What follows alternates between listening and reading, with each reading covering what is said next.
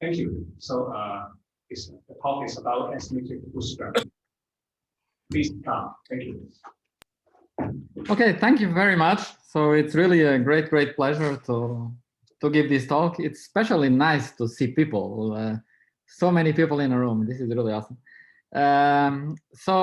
Thank you very much. It's great to be here, and my apologies for being late. I was totally convinced it was tomorrow.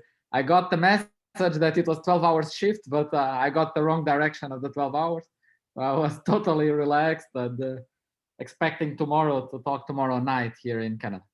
So it's awesome that I got a reminder. So thank you very much, and my apologies again for arriving late today. So I'll tell you about some work that we did recently with Andrea Guerrieri and João Panedones about the S-matrix bootstrap. And the S-matrix bootstrap is this basic idea about trying to separate phases of theories, here represented in this picture in red and blue, red being the space of what is impossible, of impossible parameters of physical theories, and blue representing regions of what is possible. Okay, and this region, the axis in this picture could be, say, couplings. It could be the physical couplings of my theory. It could be the physical parameters of my theory. It could represent several things. But before we start with these general quantum field theories and try to carve out the space of allowed and forbidden quantum field theories, which would be generically strongly coupled quantum field theories, the ones we would be interested in, let's consider a toy model where we will carve out, if you want, the space of holomorphic bounded functions.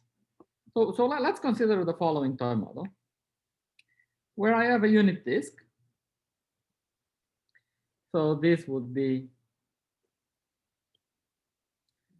this here would be a unit disk. Please interrupt me at any moment with questions or if something is not clear or something. Inside this unit disk, we have a function f of z, which is holomorphic. Let's say this function is real analytic. Real analytic just means that the function above the axis, the function here and here are complex conjugate of each other, right? So f, this is just for simplicity. F of z bar star is f of z. This is not crucial at all. So f of z is holomorphic. Then, very importantly, at the boundary of the disk, so at the boundary of the unit disk, f is bounded, namely absolute value of f is smaller or equal than 1 at the boundary of the unit disk.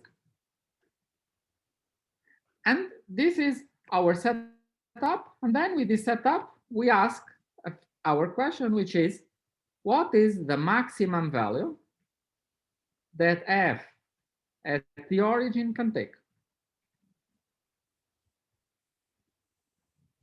Okay, so that would be the question we would like to ask.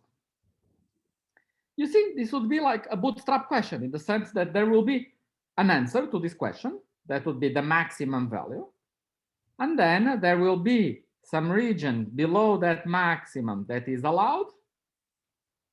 And there will be some region above that maximum that is forbidden. Right? And so this is like a very simple toy model for the kind of ideas we will explore, where here I have the allowed value of f of 0, and this one region will be allowed, one region will be forbidden. The only reason why we said the function is real analytic is otherwise I would have to say absolute value of f at the origin. I could not just say f at the origin if f is a complex function. Okay, but that's the only reason why we said this. And so now, in this spirit of the bootstrap of having one region which is forbidden, one region that is allowed, let's solve this problem in two ways. Let's solve this problem in two ways. One will be the primal solution.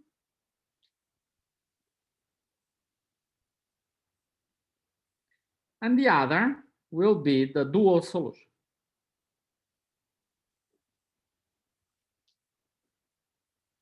Okay.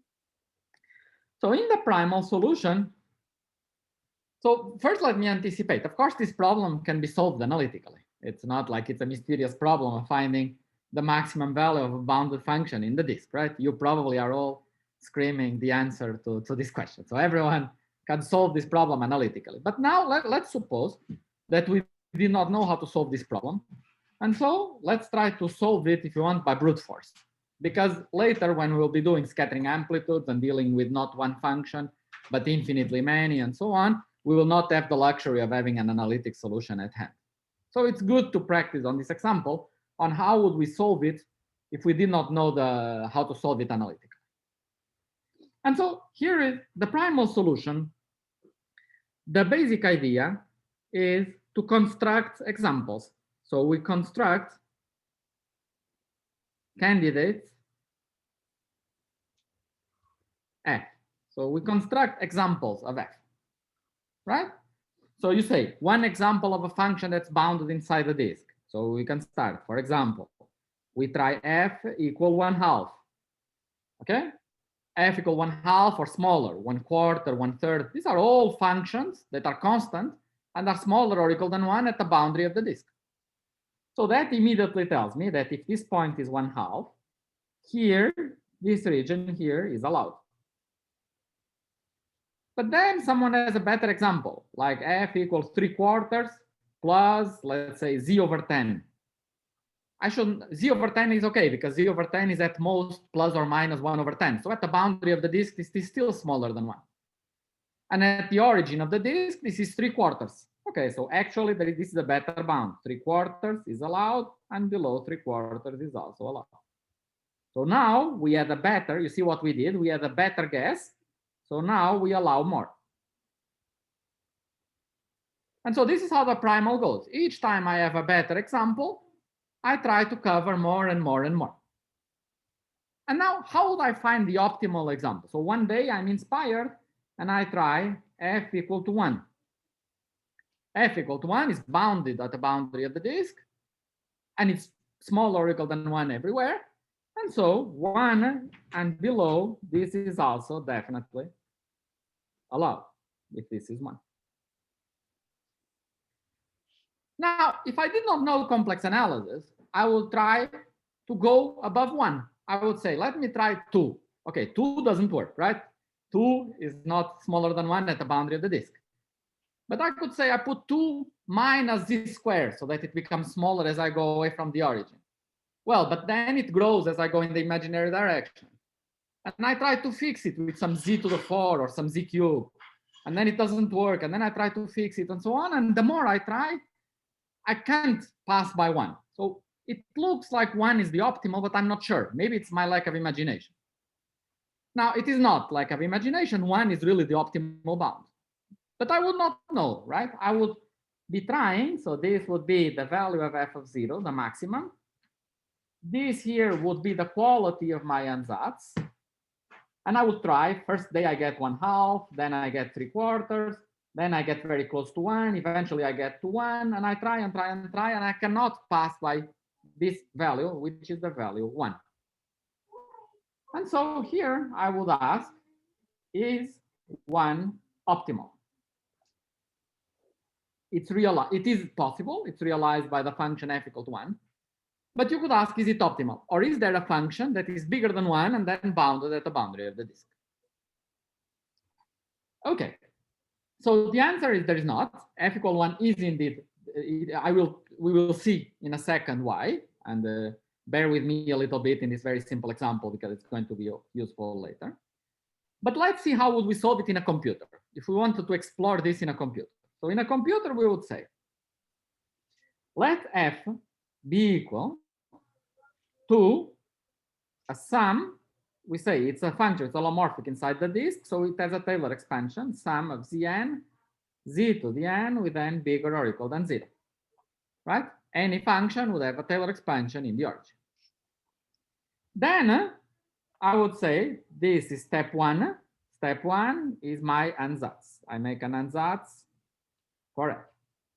Step 2, I consider a grid Zi at the boundary of the unit disk. Okay, for example, here, the function is real analytic, remember? So it's complex conjugate above and below, so it's enough to do half of the unit disk. And so here we have a grid of a bunch of ZIs, many ZIs. And then I ask Mathematica, find the maximum of C0, which is the value at the origin, subject to, which is a comma, subject to a table that at each value Zi, this function is smaller or equal than 1 for I equal from 1 up to a big number of grid points. So it's a simple problem. Mathematica can solve this problem. You see, it's a very simple problem that has something very good. It has a trivial linear target, right? It is just C0. But it is constrained. It's a constrained optimization, but a simple one. And so if you ask this question to Mathematica, the output of Mathematica will tell you C0 is 0.999999999, right? Many nines, and you guess, okay, it's 1, and it's not just 1 because of numerical error, but you will see it's basically 1. Okay? And so this is how you would converge, and it looks like there's nothing more than 1. But you never know, right? So, by the way, I forgot to say, in this numerics, you put some cutoff here. And you sum like 100 terms. And you never know if with 1 million terms, maybe the Mathematica finds a better solution, right? You could never prove it. You get convinced, you convince yourself that it is converging, but you never know if when I go from the cutoff from 1,000 to 1 million, if I don't get a bump. And this is where the dual problem comes in handy. So the dual problem solves the problem from the other direction. So let's copy this. And let me tell you what is the dual solution. So let's say, what is the dual solution? The idea of the dual solution will now be that, you see, in the primal one, we say this is allowed, this is allowed, this is allowed, this is allowed. And each time we improve our computer or our imagination, we improve the region that is allowed. In the dual problem, it will be the opposite. We will rule something out and then rule something out and then rule more and more and more, until eventually, hopefully, it converges, and then this region here would be forbidden. If we can sandwich the forbidden and the allowed, we get the optimal bound. Okay, so let's try to find an upper bound now instead of a lower bound. So we say the following, we say let f of 0 is equal to the contour integral of f of z times any function k of z, provided this function is 1 over z plus a regular holomorphic function. And this contour is a contour around the origin, right? If I make a small contour around the origin of a pole plus something holomorphic in the disk, by definition, I extract f of 0. But this is equal, and here let's use that it's holomorphic in the disk, that this function, we define k to be a function that is 1 over z plus, and then there are no more singularities in the disk. Because there are no more singularities in the disk, let me do it with color. Then this epsilon, I can blow this contour and replace it by 1. Right? So let me draw a picture. So I have my unit disk. I was doing a contour around the origin, but I can just blow the contour and write it as a contour here. Because you remember that f has no singularities, k only has a singularity at the origin. And so I can blow the contour and write the contour as a contour around the unit disk. But then this is immediately smaller or equal than what? Than the integral around the unit disk. Let me parameterize it with theta over 2 pi of absolute value of f of e to the I theta times absolute value of k of e to the I theta. Right? This is definitely true. It's product of two functions. It's smaller or equal than the product of absolute values. Right? It's a very It's a very crude approximation. It's definitely true. But you remember that this guy is smaller or equal than 1, this absolute value. And therefore, our f of 0, the conclusion is that f of 0, for any function k, f of 0 is smaller than the average on the unit disk of the absolute value of k of theta. Okay, by k of theta, I'm abusing notation, I mean this. And so this is what we are after. Any function that you give me, any function k, gives you one such upper bound. So this function k is one that you try. You try, for example, 1 over z plus 3z squared, and you get this function, right? You compute absolute value, integrate, you get a value. Then the other day, you go and you try 1 over z plus z over 20, and you get this better bound, right? So any k that you give gives you a bound for sure. If you get a good k, you get a good bound. And one day you try k equal 1 over z. But look, 1 over z, absolute value at the boundary of the disk is 1, right? Because z is e to the I phi, so absolute value of k is 1 at the boundary of the disk. And so when k is equal to 1 over z, this quantity here, this right-hand side, is equal to 1. And so that gives precisely a bound we were after, precisely a bound that touches 1. And so what we did, we just proved, we just established that 1 is indeed optimal.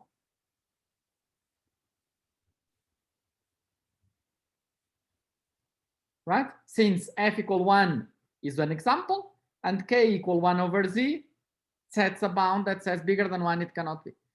So it had to, 1 could not be excluded for sure because we constructed an example. But now 1 is really the maximum because we also constructed an example for k. And so this is an example where this thing here, this gap here, this gap is what in optimization it's called the gap between the primal and the dual problem is called the duality gap. And here we see the duality gap closes and the primal and dual problem sandwich the optimal bound, and we get that the optimal bound is 1. Let me emphasize then what would be the numerics for this problem if we did not know how to solve it numerically. Now we would make 2 steps as before. Step 1, an ansatz. Namely, we would say k is 1 over z plus a Taylor expansion, dn z to the n. And step 2, we ask Mathematica now not to maximize, but to minimize, find the minimum of what? The target is not as easy as before. It's not linear. It's an average of the integral of absolute value of k, right? So it's a non-linear target now. But that's it.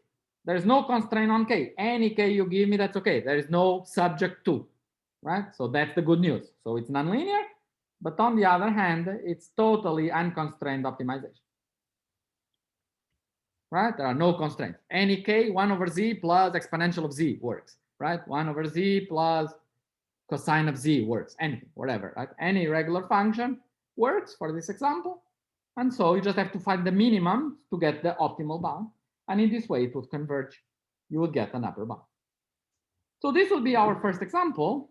Let me summarize. So we have 1, which is the optimal value.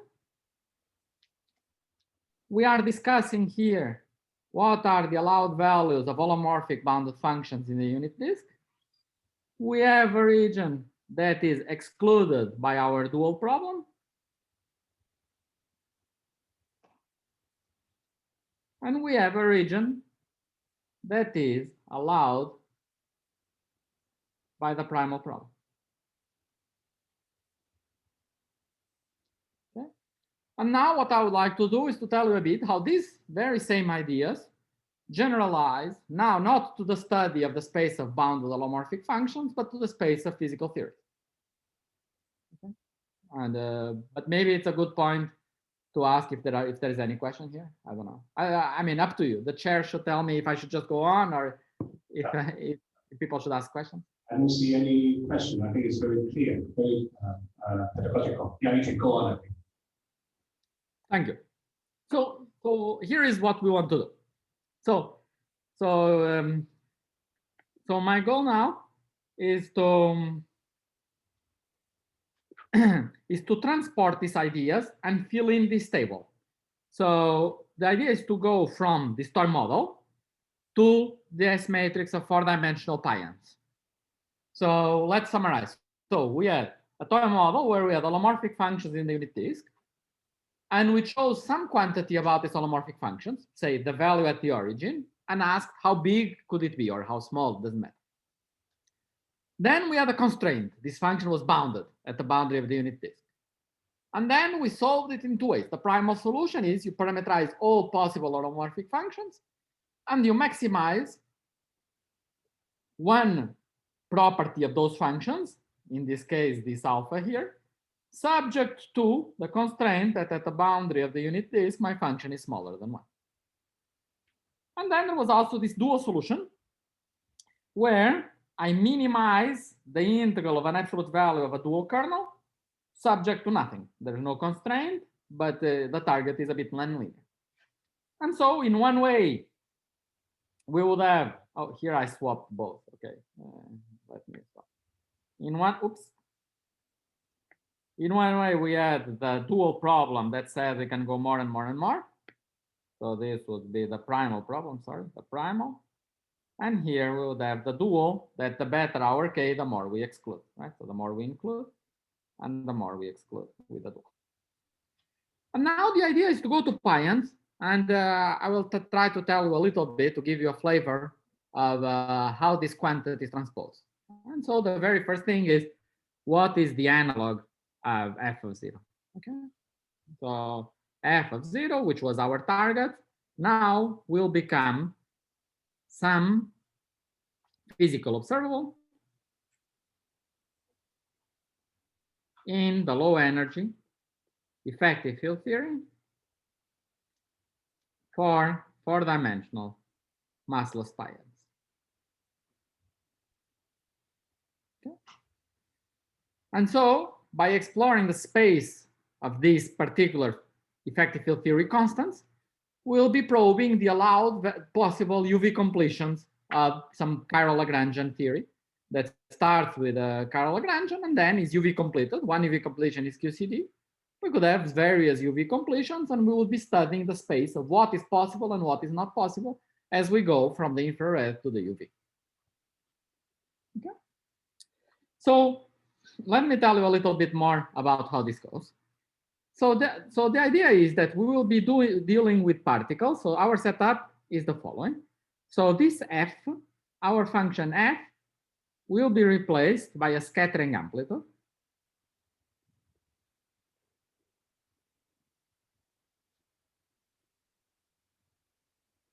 Of pions. That is, they will be massless. They are Goldstone bosons of chiral symmetry breaking. So they are massless, and they have an index A that in the case of SU2 will transform from 1 to 3. And so the picture is that we have a scattering amplitude. And we scatter a pion with index A, a pion with index B, and we produce a pion with index C and a pion with index D. Now this will be a function of all these indices A, B, C, D that run from 1 to 3, and it will be a function of S, T, and U, which are the usual Mandelstam variables. So S would be K1 plus K2 square, T would be K1 plus K3 square, and U would be K1 plus K4 square. By their definition, because they are defined like this, if you add them up and use momentum conservation, you see right away that I remind you that S plus T plus U is 4m squared, which is equal to 0 because we are doing massless pions. And so we have this relation that we have 3 variables, but they are not independent. They are these Mandelstam variables. And because we have all 3 symmetry, it's not like this tensor can be anything. You have to decompose it into the possible irreducible representations of all three. And so this quantity, this S matrix, this scattering amplitude here, that will have indices A, B, C, D, and this particle would be 1, this would be 2, this would be, say, 3, this would be, okay, let me this be 3 and this be 4. 3, 4. Then I would write what are the possible tensor structures I can write. I can say that A could be equal to B, C could be equal to D. I could say that A could be equal to C, B could be equal to D. And the last structure I can write is that A can be equal to D and B can be equal to C. You see that these structures are just obtained one from each other from relabeling. So if this guy is some function A, that I will say that it's a function of S, and it's symmetric with respect to exchanges of S of T and U, because you see that this picture, if I swap S, if I swap 1 and 2, S is invariant, S was associated to 1 and 2. But if I swap 1 and 2, I swap 1, 3, which was T, with 1, 4, that was U. So the symmetry of swapping these particles would be crossing symmetry of swapping T and U. And then this is the same function with relabeling. So if this is A of STU, here it would be the same function here, but now it's for A and C, which is T, and then S and U. And here it will be the same function A for U and then ST. And again, what we said is that we had our holomorphic function f of z that is now being replaced by the single function A. Right? Okay, so that's the basic idea. And then inside f of z was f of 0. I never know how to write inside. Is this inside or is this the opposite? I never know which symbol it is. F of 0 is inside f of z. I don't know if it's like this or the opposite symbol. Is it okay? Did I write the symbol correct? And here, if this will be our alpha, that was our target. Similarly here, there will be some alpha and beta that will be inside, and this will be our target. So let me explain what this alpha and beta are. So this A is the pion scattering amplitude. And at low energy, pions are free, right? They are Goldstone particles. And indeed, the low energy Chiral-Lagrangian, at low energy, the Chiral-Lagrangian will be dominated by some terms like this. And these terms would tell you that because they are derivatively coupled, that pions should be, that this amplitude as a function of S, T, and U should go linearly, should behave at very small energy linearly in S. Now, you could say it's symmetric in T and U. Why did I write S and not T plus U? Well, because it's the same, right? T plus U is minus S. So they are not independent. So there's only one independent structure, S or T plus U. It's equivalent. And the coefficient we can set to 1, right? So in particle physics, this would be 1 over the pi and decay constant, 1 over f pi squared. This is our units. We set it to 1. This defines units. Now, so this is just our units. This tells us how we measure things. And now this is just the first term plus the next term. Now, this one is 1 because we set units, but the other one, once we fix this one, now it's something we could measure, right? So this one, what could it be? Now there are two terms I can write with this symmetry. S squared is one possibility. Another one is T squared plus U squared. Right? So these are two structures that have the right symmetries. This is, I remind you, Lorentz invariance crossing symmetry says that this should be invariant under these two. And so these are two structures I can write. The coefficient of one of them I would call alpha, and the coefficient of the other one we would call beta. And so these alpha and beta, you see they are higher energy terms. They are suppressed at low energy. So these are also the same as the Wilson coefficients, right? So this would be Wilson coefficients. of the Lagrangian of my effective field theory. Namely, they would be the coefficients multiplying the leading irrelevant operators of the pi and chiral Lagrange, right? So they are the first operators that start knowing about the UV. Now, the precise map is complicated because you have to do Feynman diagrams, you have to do loops. And in fact, this is a little bit polluted. We have to be careful. Let's be a little bit careful. In fact, there are some logs here. And to properly define alpha and beta, I need to be careful with these logs. And these logs, you see right away why they should be there, because you see this guy is linear in S.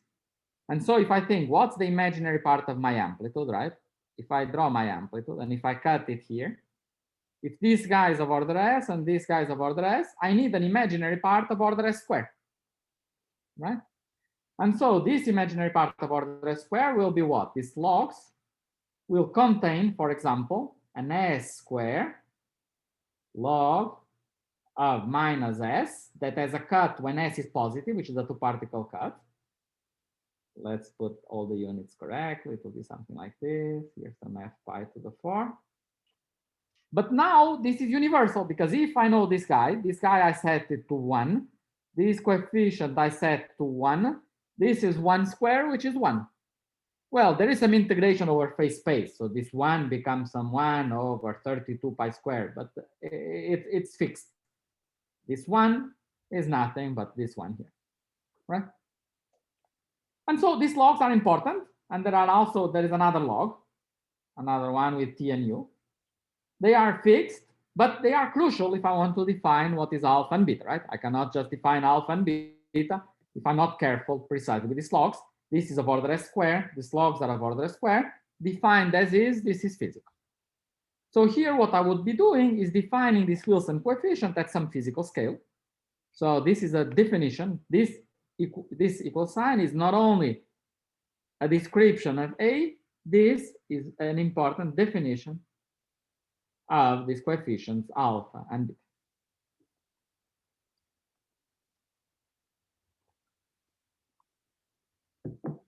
Okay, and so now studying all the possible UV completions of pions is studying the possible values of alpha and beta.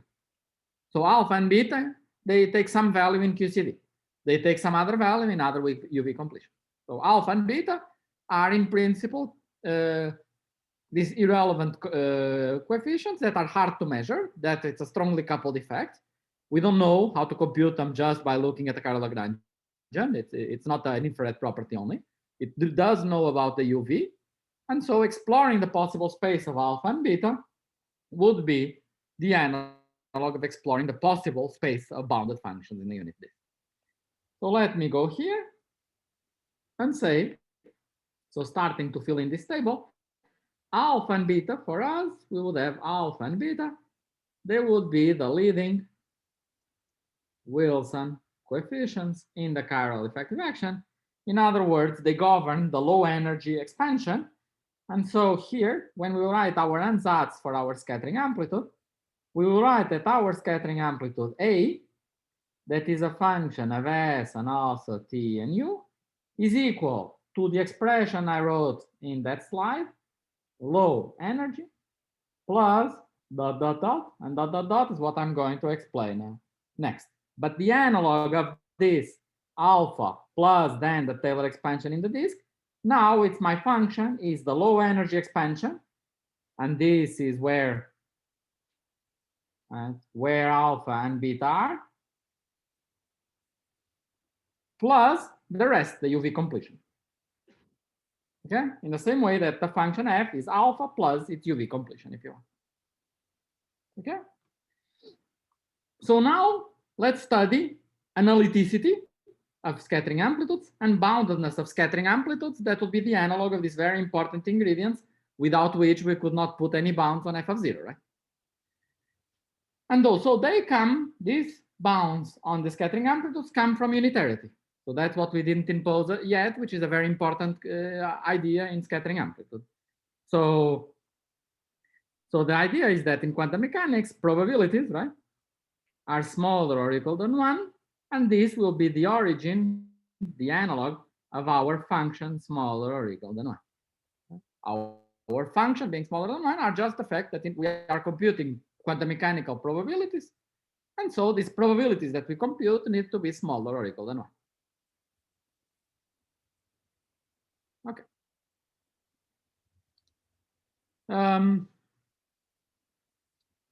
And so how do I compute these probabilities? So let me define this probability. The probabilities go as follows. I can ask the following question. What is the probability that I start in the infinite past with a state of 2 particles and some center of mass energy S, some spin L, and some isospin. The isospin is just, I have these 2 vectors of O3. I can join them to construct a combination which is antisymmetric, singlet, or symmetric traceless. All right, so this isospin is just I equals 0, 1, or 2. This would be a singlet, right? I just contract the 2 vectors. This would be antisymmetric, and this would be symmetric traceless. And now, because of conservation of O3 symmetry, which is isospin, of spin, which is L, and of energy, the final state here must have the same quantum numbers, but it doesn't need to be a 2-particle state, right? It could be 2 particles or 4 particles or 6 particles. It can be any number of particles. So you ask, what's the probability that here in the future I have 2 particles? That's a good question, right? So I know that whatever state it has the same spin, isospin, and energy, but it doesn't need to be 2 particles. And I ask, what's the probability that it is 2 particles? And so this is given by the absolute value of a function that I call S. It's a function of spin. It's a function of isospin. It's a function of energy squared. And so this function needs to be smaller or equal than 1. And that's the analog of this. And so the only thing I have to tell you is what's the relation between this function and the scattering amplitude A. But that's very simple, right? So it is just a projection. I just project this function into spin and isospin, right? So for example, this function is a sum of partial waves, 1 partial wave for each spin. So I extract the coefficient of a spin. So I have my scattering amplitude. And I make a linear combination of them. I have a linear operator that acts on the scattering amplitude that projects in a given isospin and projects in a given spin, right? And this will be the definition of this SLI minus 1. So more precisely, so this scattering amplitude would be given by some sum of 12 plus 1, and then some Legendre polynomial of cosine of theta times this SLI. And the way to extract this SLI is just to integrate this against some Legendre polynomial, but it's a linear operation, right?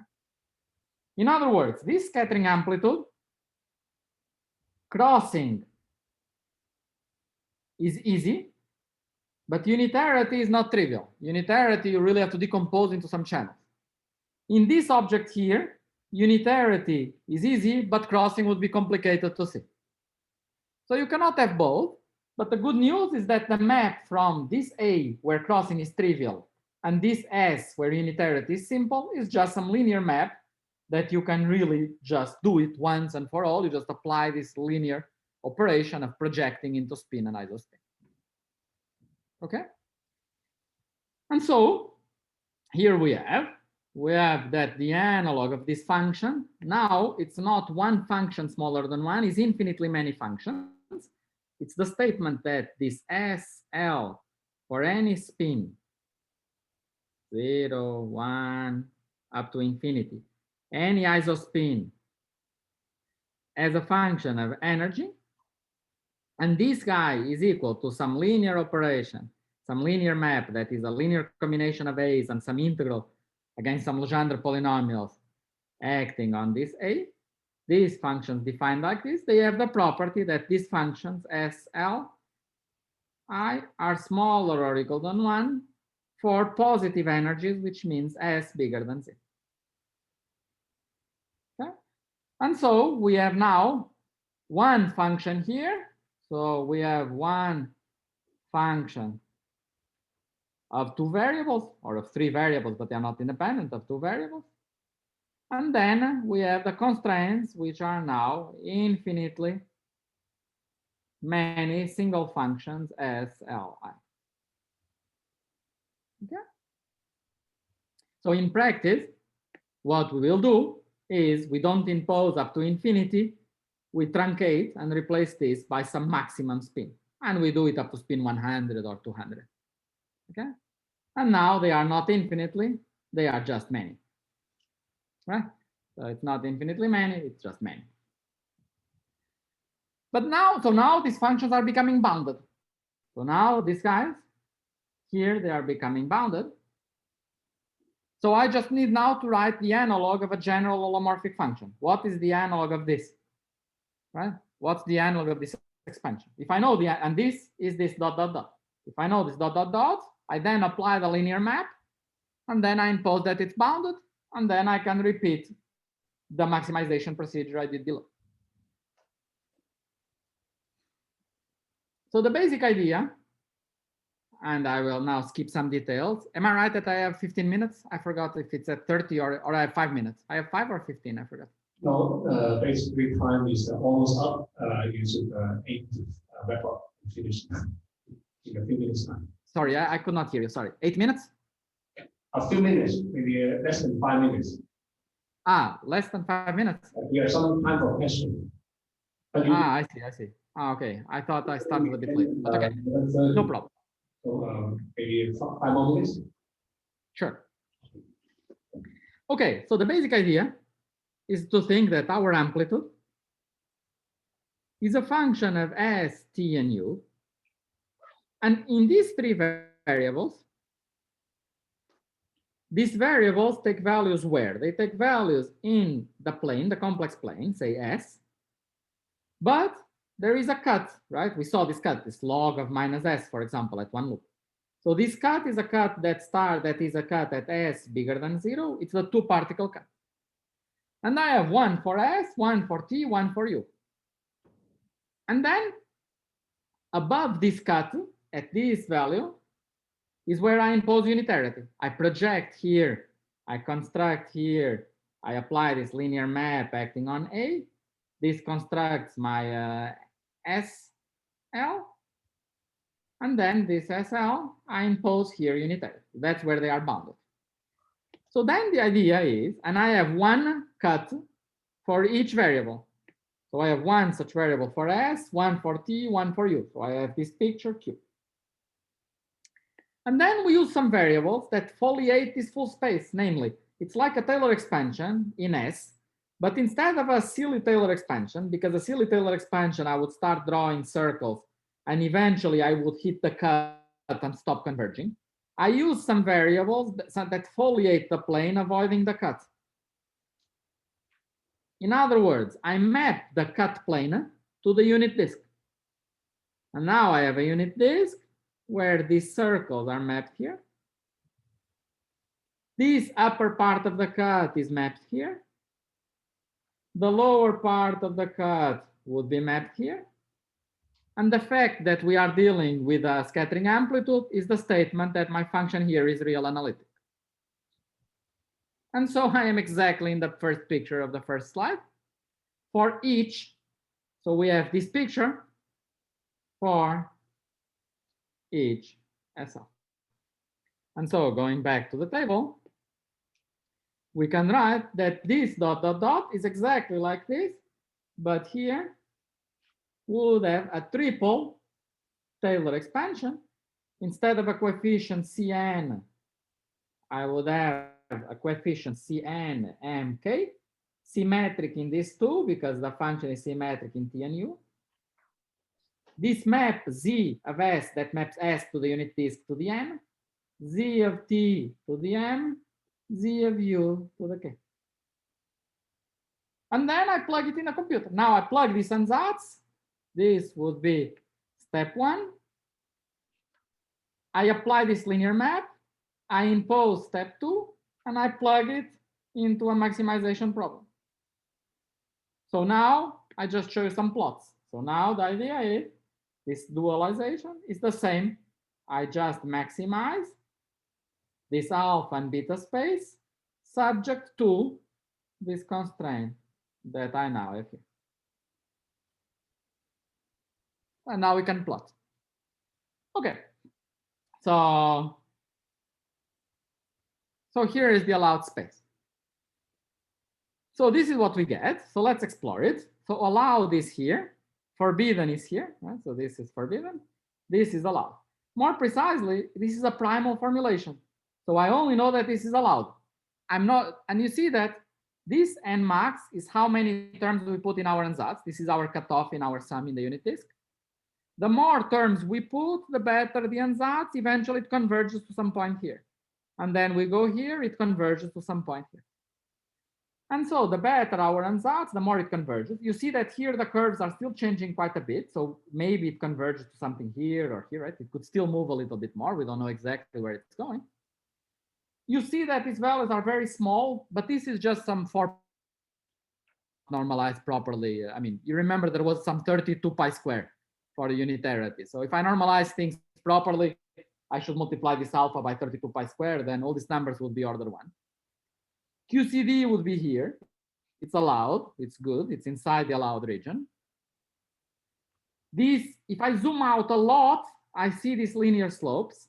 These linear slopes are linear slopes that Yutin and Nima were exploring, and they know this better than anyone. So these are slopes that we could predict from a low end, from a weakly coupled quantum field theory. And this strongly coupled region is this curved region here that separates what's possible and what's not possible. Yeah, these linear slopes, they have some logarithmic corrections that we studied, but let me finish by just saying that in this, when we do this primal formulation, not only we found that f of 0 maximum equal to 1, we also found that f of z corresponding to this maxima is the function 1, right? We get the full function, we don't get just the value. So similarly here, we maximize alpha and beta, and we can now follow along the boundary. We can see what scattering amplitudes live at this boundary of what's possible and impossible. And so, as I said, QCD is here. So if I tell you that when we compare with experiments, so these are experimental plots, we don't pass exactly by QCD. But let me conclude by saying that there is the region which is closest has this beautiful resonance, which is the famous rho meson. And this is the key sign of a pion-like S matrix. But then there are other features that are not as good. But the purpose here is, of course, not to do phenomenology, but to have a framework where we can really quantitatively put bounds on what's possible and what's not possible in higher dimensional effective field theory. And the S matrix Bootstrap, I think, is one such tool. So sorry for going a little bit over time, and I think maybe this would be a good point to stop for questions. Thank you. Thank you, Pedro. Any questions from the audience? Yeah, so Pedro, can you hear me? Yeah. Oh, okay. Yeah, so do we know how to like modify QCD or like to generate some theories that are close to the bound? Great question. I think yes. I think this theory is here, close to this linear slope, or close to this linear slope. I think this should be easy to generate. They should be described by adding some. For example, suppose I add some spin 1, which is weakly coupled, to my Carol Lagrangian, and then integrate it out. Or I put a spin 1 particle that's very, very light. So very, very weakly coupled. So this would be like the rho meson, which is a spin 1 particle, would become a very long-lived and very thin resonance. So I think this would be described here. And there are also theories where I couple a scalar, and then I try to integrate that scalar out, and the weakly coupled scalar instead of spin 1, and they would correspond to these theories here, I believe. I'm not positive, to be honest, but I remember. It's a pity yeah, I told Andrea to be here because he knows this, but I told him to be here tomorrow. So, so he also confused the day. So yeah, he would know the answer to this question. Andrea Guerrieri, my collaborator. But I think this is true. I think here it's a weakly coupled spin one particle coupled to some scalars, and here a scalar coupled to some scalars. Okay, good. And one more question. So in the previous slide, you had a function that was a product of Z functions, and Z of S, Z of T, and Z of U. Yes. So what was? So why is it that they're factorized? No, they're not. It's not factorized. It's a general function. I sum over n, m, and k, and these constants depend on n, m, and k. It's a Taylor expansion of 3 variables. I see. So it's a generic function of 3 variables that has cuts at s bigger than 0, t bigger than 0, and u bigger than 0. Other questions from online? Is there any question from online audience? No. I have a simple question. We heard a lot about hidden setup with their contribution to entanglement and other things. Do you think this scheme you consider can be generalized to include effect from hidden setup? I couldn't understand. To include what? Sorry. I mean, unitarity is assumed as a fundamental assumption in your consideration. We heard a lot of possibility about hidden setup. Hidden sectors. Yes. So do you see a possibility to include those in your consideration? Yes, so let me make 2 comments. One comment is that the group of Aninda Signa in India and collaborators explored a lot some questions related to entanglement in this context, about considering that you are scattering particles and you integrate out the knowledge about some other particles. So there is indeed some connection to entanglement, even though to my knowledge, it's not yet very precise what are the observables that we would put bounds on. The second comment I would make is that you see that when this probability here is equal to 1, it means that there is nothing hidden, right? But if we force this probability, instead of saying it's smaller than 1, we say it's smaller than some bump that would correspond to some hidden sector, then it would automatically modify our bounds, and we could go and see how changing these probabilities from 1 to something lower because of some hidden sector, how would it affect the bounds that we have, right? So it's up to you. If you know that in your experiments, you see, okay, you know that in your experiments probabilities are smaller than 1 above some energy, you can input that, and then when you would input that, because of some hidden sector, you would get some better bound, right? And this better bound would be imposing that these probabilities are smaller than, say, some function that is 1 and then decays because of some hidden sector. So I input some function, some probability as function of energy. I say it's not just 1, but it's something else. Now immediately the bound can only go up to some other value, right? So the more things we impose, so this is one possibility. I can go to experiment, and in experiment, for example, we do see that in pions, it's nothing fancy, but when you have kk bar, you start producing kk bars, so the probability of producing pions is smaller than 1. So at some energy, which is roughly twice the mass of the raw particles, it goes down. So you could impose this. Now it would carve a little bit more. Then you could impose more things. You could say, oh, but I know this raw particle exists, so I can impose that my ansatz contains a resonance corresponding to this raw particle. And then it would exclude even more.